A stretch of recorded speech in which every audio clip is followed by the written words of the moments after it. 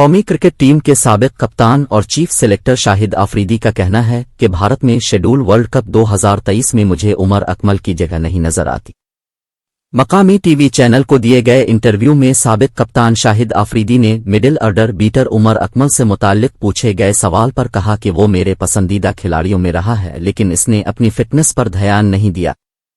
उन्होंने कहा कि कौमी टीम में उस वक्त उमर अकमल की शमूलियत के हवाले से मेरी सपोर्ट नहीं, उन्हें दीगर प्लेयर्स के मुकाबले अपनी फिटनेस पर बहुत काम करने की जरूरत है।